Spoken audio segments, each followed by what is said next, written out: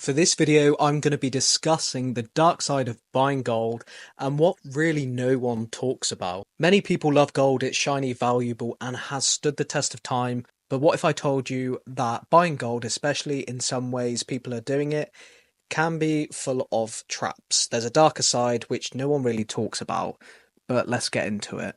So gold is of course seen as the ultimate safe haven, hedge against inflation, store of wealth, and also a collector's dream as well when it comes to some of the coins and bars that you get.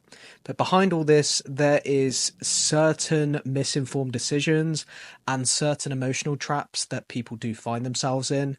And we're going to cover some of these points in today's video. So firstly, scams. Scams are everywhere, from fake bullion sites to counterfeit coins. The gold space is flooded with opportunists looking to take advantage of people. If you're not buying from a reputable dealer, some of the reputable dealers that I personally use, such as Cardiff Gold, Chards, Tavex, Archer Commodities, Atkinson's, these are reputable dealers. Now, if you're not buying from a reputable dealer, you could be trading your money for something potentially worthless or nothing at all. So you have to be really careful with. The second is, of course, debt. Now, let me be very blunt about this. Do not go into debt buying gold. It's really not a good decision. Certainly from what I've seen as well, gold is not a get rich quick asset, it's a long-term store of value. If you're borrowing money to buy gold, you're undermining the entire point of financial security, in my view.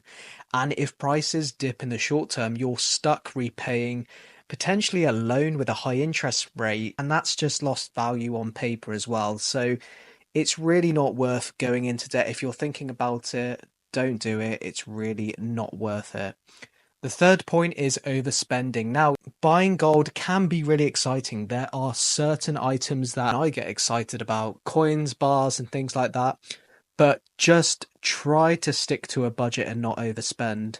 Life happens, unexpected bills, emergencies, and if you're overspending and forced to sell your gold too early, it can essentially mean potentially taking a loss, especially when premiums and dealer buyback prices are factored in as well. Most recently, the gold price surpassed £2,600. It is down currently. There's some volatility, but in the long term, generally, if you look over the past 5, 10, 20 years, gold has consistently gone up and even surpassed inflation as well. So you have to be very careful about overspending as well. I have seen it, I do see it regularly.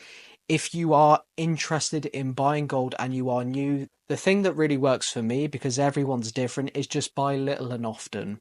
Because essentially, if you're buying a certain amount, you're going to have that surplus, which if you didn't enjoy gold, if you want to put it into something else, then at least you haven't gone all in on gold. I don't think it's good to have all your eggs in one basket for anything. I think you have to be cautious, and dollar cost averaging, I suppose pound cost averaging if you're in the UK, which I am, is the method that I personally find useful. But just be very careful with overspending, because gold is seen as a longer term store of wealth. So just be very careful. In addition, collectible gold as well. Now, there are some fantastic collectible gold pieces that you can purchase.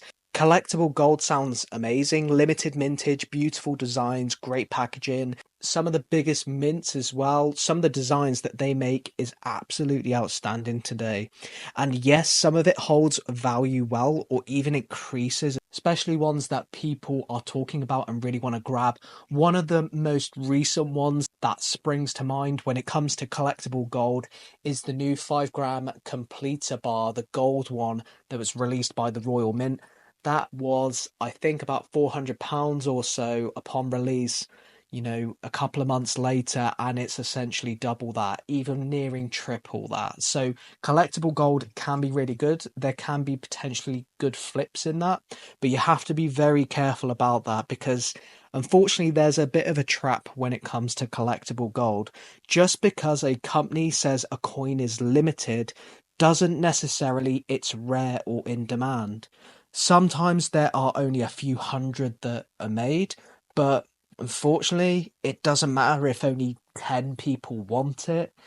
Hype doesn't equal value, so just be very, very careful when it comes to collectible gold. If you are using it for an investment, just make sure you take that time to research and know what you're doing.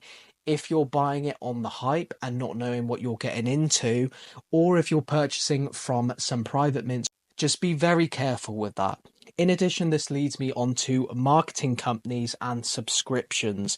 Now, there is a shady tactic which I personally don't really like, and that is going to be subscription based gold coin services. Now, you sign up thinking that you're getting a deal on a specific coin, and then coins will essentially keep arriving monthly, whether you want them or not. And if you want to return them or cancel, often it can potentially be quite tricky to do, or you have to go through certain hoops to do that. It's never very simple or easy. And the resale value on these types of coins or sets, many of these coins are worth far less than what you've paid for them. So sure, if you enjoy collecting them, then fine, that's great. But don't go into it expecting to build serious wealth over time with them. Now, these are just essentially some of the things that I've discussed. I'm sure there's more. I'm sure there's things that I haven't discussed in this video. If there has been things that you've experienced or you want to make a mention in the comments, then it would be really interesting to see your thoughts. But I think essentially if you are buying gold, then just ask yourself why you're buying the gold. Is it for financial security? Then stick to Britannia's sovereigns. That would be my view.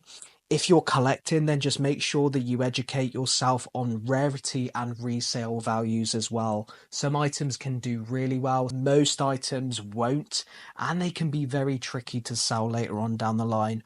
Or is it just for fun? Just know that you're paying for the experience and not the return. Now, this is the truth. Gold can protect wealth, but it can't fix bad decisions. If you don't respect the risks, you could end up with a collection worth far less than you thought, and nothing to show for it potentially when you need the money most. Now, this can be counterbalanced with the gold price consistently going up, which definitely, in my view, gold will consistently go up in the long term. But when it comes to collectible gold, especially high premium gold, proof pieces and things like that, just be very careful. But buying gold doesn't have to be dangerous or risky. Just make sure that you do your research, buy from those reputable and trusted dealers.